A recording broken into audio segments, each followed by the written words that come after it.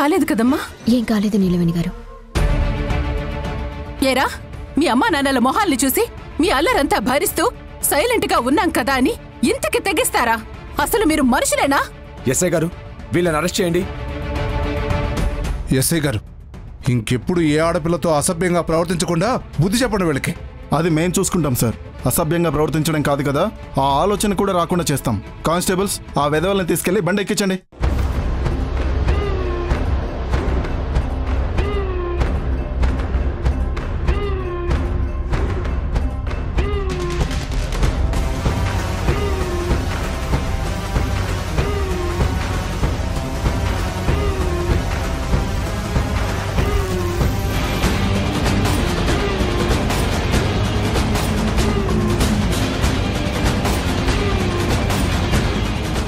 అసలు మీరు ఇక్కడికెందుకు వచ్చారు? అగ్రిమెంట్ చేసుకోవడానికి నేను మిమ్మల్ని మా ఇంటికి రమ్మని చెప్పాను కదా. అదే నాకు అర్థం కావట్లేదు.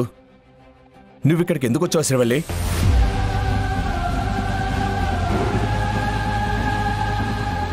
నేను గనక సమయానికి రాకపోతే ఎంత ప్రమాదం జరిగిపోయి ఉండేది. నిన్నలా చూడగానే నేను ఎంత కంగారు పడ్డానో తెలుసా? తెలుసు, నువ్వు ఎంత కంగారు పడుంటావో నాకు బాగా తెలుసు. సర్లే, మొత్తానికి నీ భార్యకేమీ జరగకుండా కాపాడుకున్నావు. భర్తగా అది నా బాధ్యత. తనని నేను క్షేమంగా చూసుకుంటానని మా అత్తయ్య మావయ్యలకి మాటిచ్చాను. పైగా తనంటే నాకు ప్రాణం. శ్రీవల్లి మీద ఈగవాలినా నేను భరించలేను. నీ గురించి అంత కేర్ తీసుకునే భర్త దొరికినందుకు నువ్వు చాలా అదృష్టవంతురాలివి శ్రీవల్లి. అందుకే పుణ్యం పొద్ది పురుషుడు అన్నారు.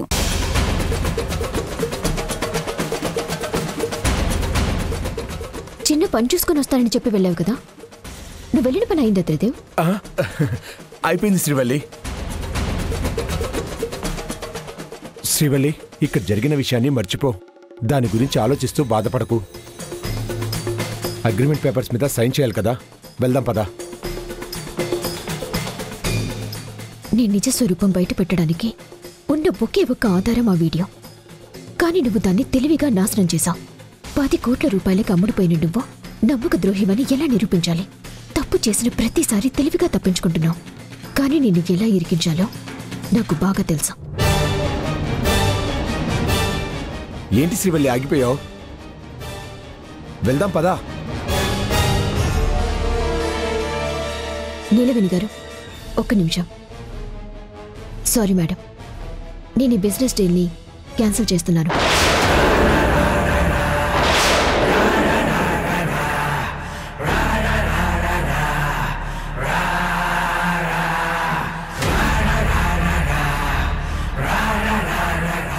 ఎందుకు శ్రీవల్లి, ఎందుకు క్యాన్సిల్ చేస్తున్నావు? ఆడపిల్లకి రక్షణ లేని చోట మేం బిజినెస్ చేయలేమండి.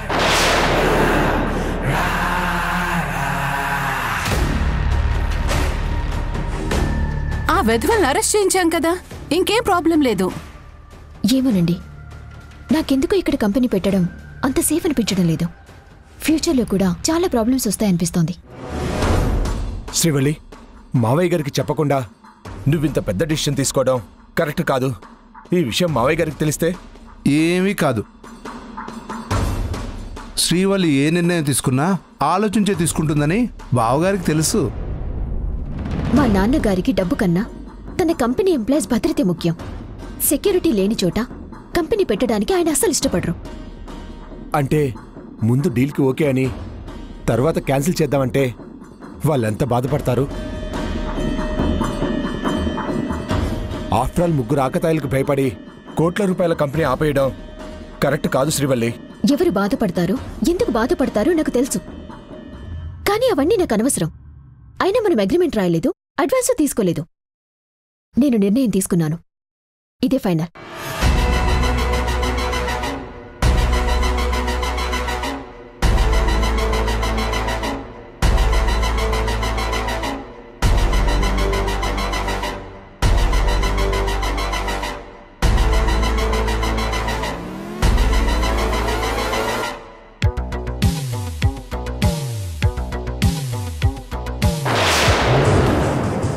ఏంటి ఆ పోకిరి వెధవులు అంతకు తెగించారా? వాళ్ళ కాళ్ళు చేతులు విరిచేయాల్సిందే. ఆ పని చేసేవాడినే. శ్రీవల్లి వచ్చి ఆపింది. ఇన్ని రోజులు వాళ్ళేదో అల్లరి చిల్లరగా ప్రవర్తిస్తున్నారు అనుకున్నాం గానీ మీ పట్ల ఇలా ప్రవర్తిస్తారని అనుకోలేదమ్మా. వాళ్ళు ఎన్ని అల్లరి వేషాలు వేసినా ఎవరు ఏమి అనకపోయేసరికి వాళ్ళకి తిరుగులేదనుకున్నారు. అసలు రాత్రులు మన ఇంటికి వచ్చి అల్లరి చేసినప్పుడే వాళ్ళని పట్టుకుని 4 తగిలించాల్సిందే. గట్టిగా బుద్ధి చెప్పుండాల్సిందే. ఆ విషయాన్ని పెద్దగా పట్టించుకోకుండా వదిలేసి నేను తప్పు చేశాను. మిమ్మల్ని ఇక్కడ క్షేమంగా చూసుకోమని అయ్యగారు చెప్పారమ్మా, కానీ మేము చూసుకోలేకపోయాం. మీకు ఇబ్బంది కలిగించినందుకు మమ్మల్ని క్షమించండమ్మా. ఇలా జరగటంలో మీ తప్పేమీ లేదు కదా, మీరేం ఫీల్ అవ్వకండి. అయినా నాకేం కాలేదు కదా. వాళ్ళకి బుద్ధి చెప్పి అరెస్ట్ చేయించాం. ఇక ఆ విషయం గురించి వదిలేయండి.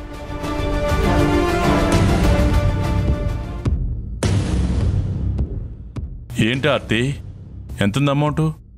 5 కోట్లు ఉంది కేశవా. నిన్ను ఒక్క రోజులోనే 5 కోట్లు ఖర్చు పెట్టేసావా?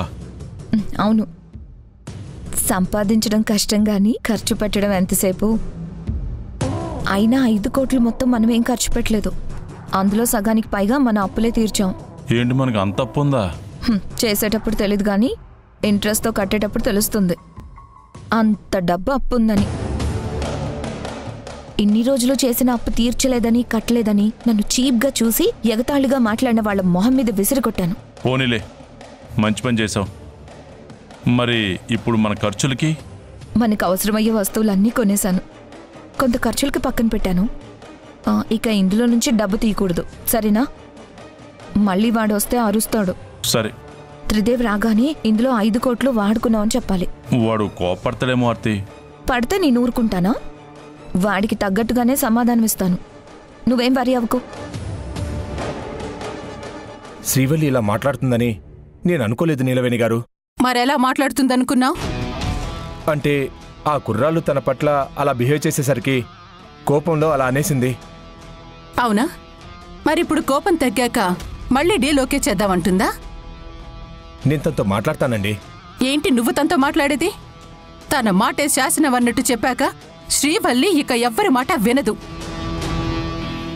ఇందాక జరిగింది చూశాక తను నీ మాటకి కొంచెం కూడా విలువిచ్చే మనిషిలా అనిపించలేదు. ఒక భర్తగా విలువివ్వడం కాదు కదా, నిన్ను మనిషిగా కూడా లెక్క చేస్తున్నట్టుగా అనిపించలేదు. నేనే అనవసరంగా నీ గురించి ఎక్కువ ఊహించుకొని తప్పు చేశాను. నీలవేణి గారు, ఇంతకుముందు తనని 50-50 ప్రాఫిట్కి నేనే ఒప్పించాను. ఆ విషయం మర్చిపోకండి.